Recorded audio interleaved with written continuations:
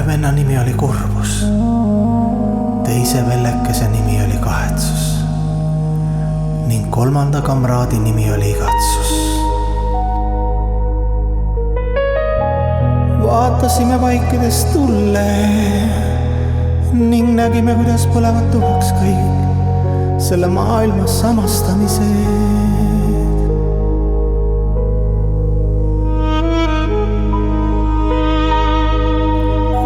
Aja armutu leeg neelab vaikselt, aga kindlalt kõik meeleheitlikud kehasse sisse seadmised, ootused.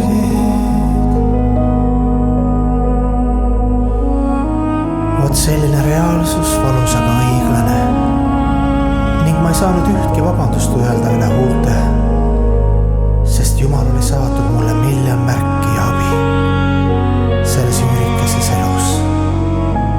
Nii olid vanad harjumused ja valego tugevamad alati.